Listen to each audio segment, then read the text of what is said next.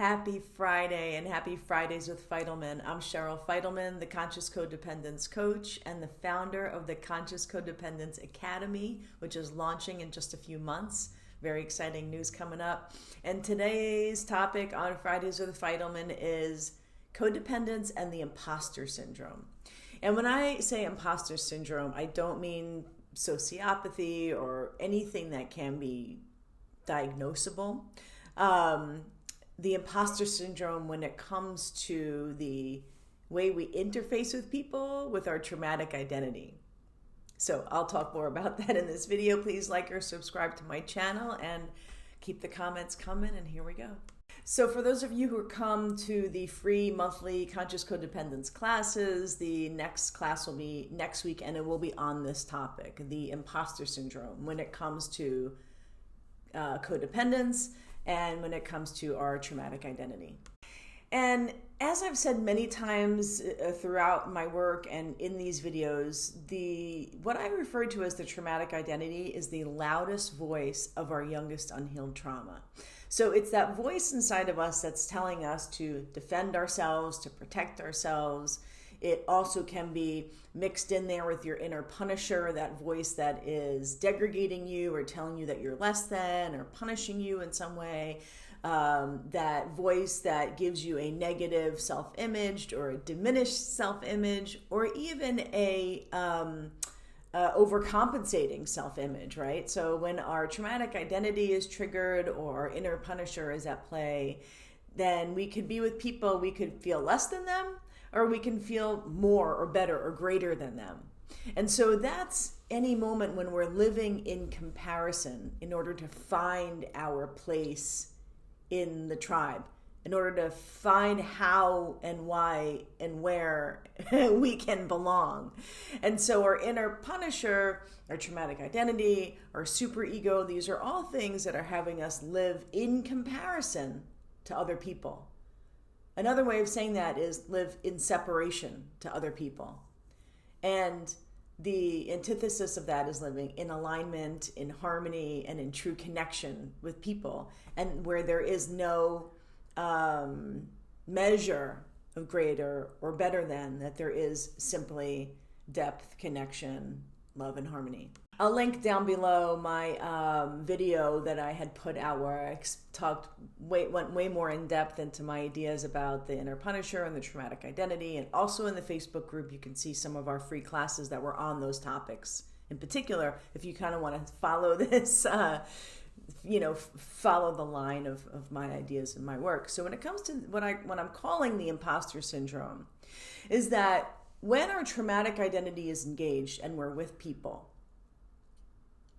we may feel like an imposter. So in other words, we're with people, we feel disengaged, or we feel like one or more of my three tenets of conscious codependence are, I think I have too much lip gloss on, so it's hard for me to move my lips right now. But when we're with people and we're triggered into any one of my three tenets of conscious codependence, so in other words, if we're triggered into wanting to be wanted, we're triggered into the need to be needed, we're triggered into proving ourselves. So we're trying to prove what we just said. We're trying to prove our worth. We're trying to prove our value. We're trying to prove that there's a connection, right? So anytime we're trying to prove ourselves, our imposter is there. Have you ever left a conversation or a group of people and you go, that wasn't even me. I don't even know why I said that. Something like took over me and I said that thing because I thought it was the right thing to say, or I thought maybe I misinterpreted somebody and so I said that thing, or I avoided connection, or I overpowered people, and that just wasn't me. So oftentimes it feels like another version of ourselves are interfacing with people. And I'm going to go so far as to say is that's when your codependence is triggered. That's when your traumatic identity comes online to try to save you. To go, we need protection. We need to be safe. We need to prove our worth. We need to sustain this connection. Or we go into rage or anger because our traumatic identity comes in to save us because we're not feeling understood or we're not feeling heard. So our traumatic identity goes, there's a war here. I need to get angry and I need to be enraged in order to win the war. When if we were coming from our true self and our vulnerability, we would have the presence to say, I'm not feeling understood. I feel hurt. I feel sad. So oftentimes, like I've said in past videos, when it comes to codependence, every time we have a feeling, it's a reason to blame another person. I'm happy. It's your fault. I'm sad. It's your fault. I'm excited. It's your fault.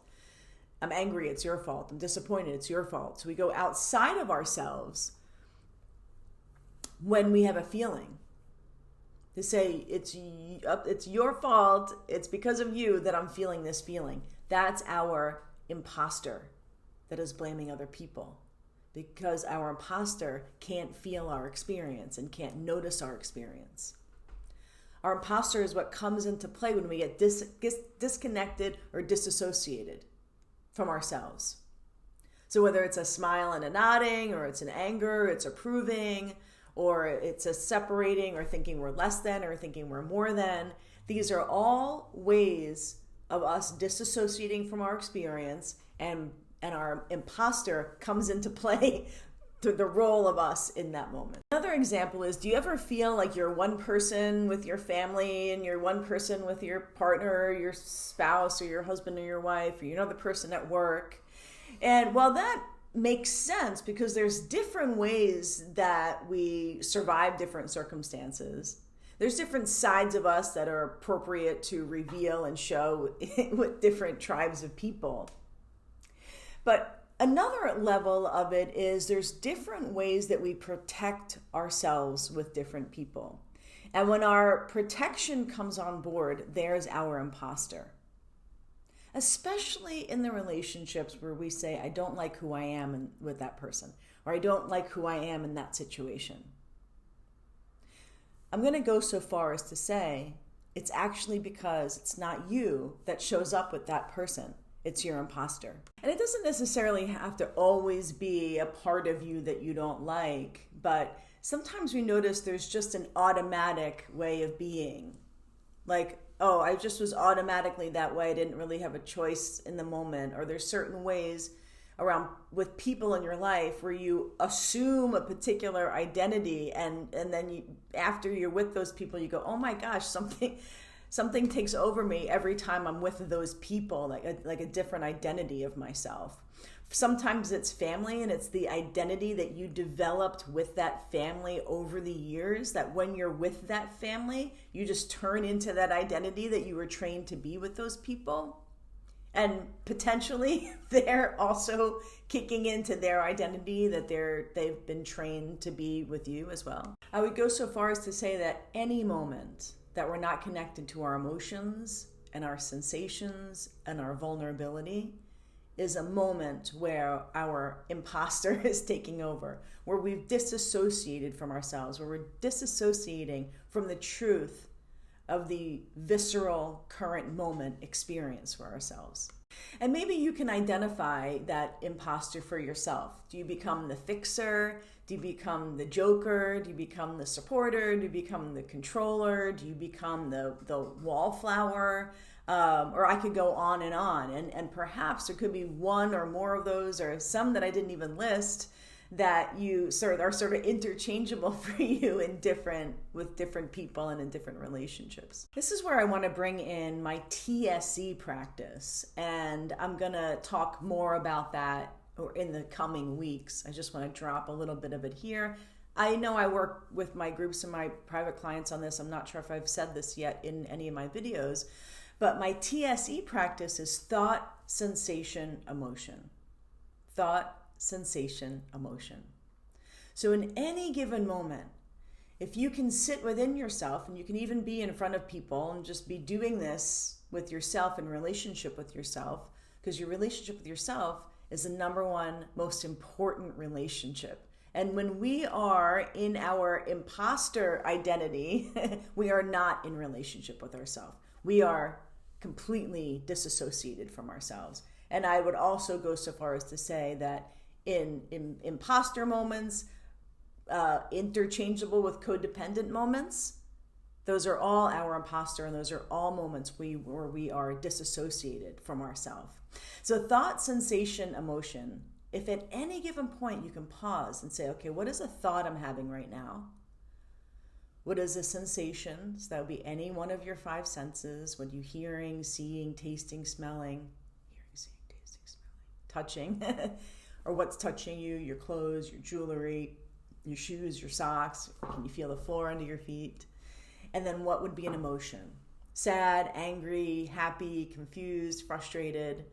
So really sink into the multi-level experience of yourself that you're having in that given moment. Because what happens with the imposter, so much is going on inside, so much is being triggered and threatened that we go offline and our imposter comes online. So in order to stay online, just take a moment, deep breath.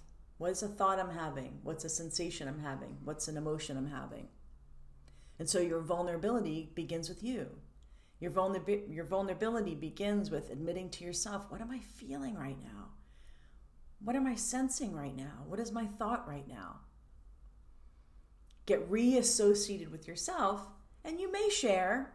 You may say it out loud. I feel scared right now. I feel frustrated right now. I'm curious what's happening. What did you mean by that? What's going on? Is there something you want from me because I'm not sure, right? You might lean into curiosity. The first place to lean into is in relationship with yourself.